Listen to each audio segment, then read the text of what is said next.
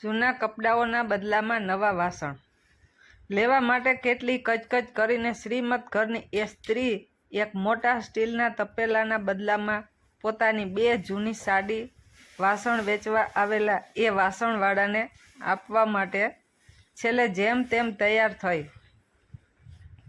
ના મોટા બેન, મને નહીં પોસાય. આવડા મોટા સ્ટીલના તપેલાના બદલામાં મને તમારે ઓછામાં ઓછી 3 સાડીઓ તો આપવી જ પડશે. એવું કહેતા વાસણવાળાએ એ વાસણ એ સ્ત્રીના હાથમાંથી લઈ પાછું કોથળામાં મૂક્યું. અરે ભાઈ, અરે એક જ વાર પહેરેલી સાડીઓ છે આ બેય, જો સાવ નવા જેવી જ છે. આમ તો આ તારા સ્ટીલના તપેલાના બદલામાં આ 2 સાડી તો વધારે જ છે. આ તો હું છું તે તને 2 સાડીઓ આપું છું. રહેવા દો, 3થી ઓછી તો મને પરવડશે જ નહીં. એ પાછું બોલ્યો.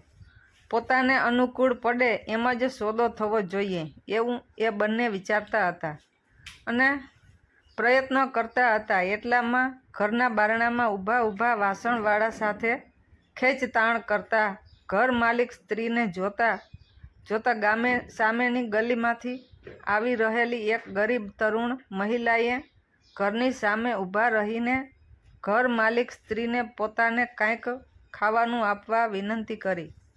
આવા લોકો માટે ઘણા ધરાવતા હોવાથી એ શ્રીમંત મહિલાએ એક ક્રોધથી બળબળતી નજરે એ મહિલા સામે જોયું. એની નજર એ મહિલાના કપડાં તરફ ગઈ. કેટલાયે થાગડ થીંગડા મારેલી એની એ ફાટેલી સાડી, પોતાનું ઉભરતું તારુણ્ય ઢાંકવાનો એનો એ સફળ અને અસહાય પ્રયત્ન દેખાઈ આવતો હતો. એ શ્રીમંત સ્ત્રીએ પોતાની નજર બીજે ફેરવી લીધી, પણ પાછી સવારમાં બારણે આવેલા યાચકને ખાલી હાથે મોકલવો યોગ્ય નથી એવું વિચારીને આગલી રાતની વધેલી ભાખરી ઘરમાંથી લાવી એ મહિલાના વાસણમાં નાખી દીધી અને વાસણવાળા તરફ ફરીને બોલી, હં તો ભાઈ, શું નક્કી કર્યું? 2 સાડીના બદલામાં તપેલું આપો છો કે મૂકી દઉં સાડી પાછી? આ બાબત કશું જ ન બોલતા વાસણવાળાએ એની પાસેથી મૂંગા એ 2 જૂની સાડીઓ લઈ લીધી, પોતાના પોટકામાં નાખી દીધી અને તપેલું એને આપી દીધું અને વાસણનો ટોપલો માથા પર નાખી ઝડપથી નીકળ્યો. વિજય મુદ્રામાં એ સ્ત્રી હસતા ઘરનું બારણું બંધ કરવા ઊભી અને બારણું બંધ કરતાં એની નજર સામે ગઈ.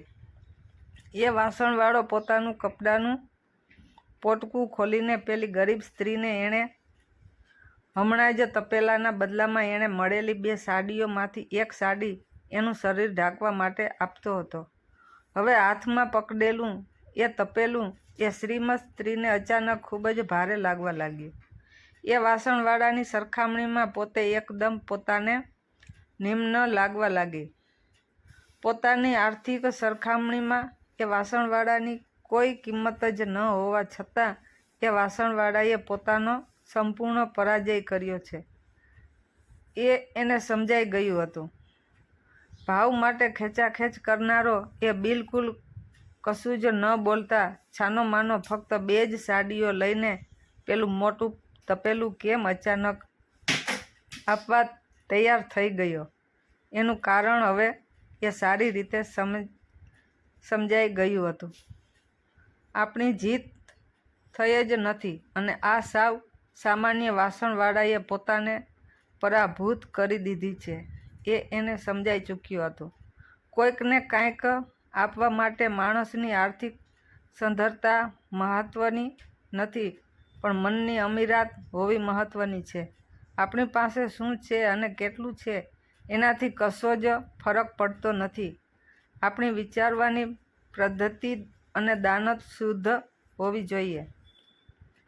મિત્રો, આ વાત પરથી નક્કી કરો અને છેતરાવાનું બજેટ રાખો. આપણે વર્ષ દરમિયાન અઢળક રૂપિયા મનોરંજન, મોજ શોખ અને દવા પાછળ ખર્ચ કરીએ છીએ. તમારી અનુકૂળતા મુજબ વર્ષનું 100, 200, 500 કે 1000 રૂપિયાનું એવું બજેટ રાખો કે જ્યારે કોઈ ગરીબ માણસ જેમ કે શાકવાળા, રિક્ષાવાળા, મજૂર 2-5 રૂપિયા વધારે માંગે તો કોઈ પણ સંકોચ કે અકળામણ વગર આપી શકો. ભલે એ તમને છેતરતા હોય એવું લાગે. એ લોકો પોતાના રોજિંદુ જીવન ટકાવી રાખવા, પોતાના પરિવાર માટે આવું કરે છે. કોઈ બંગલા બાંધવા નહીં, થોડાક છેતરાવવામાં વાંધો નથી. ભગવાને તમને બહુ આપ્યું છે,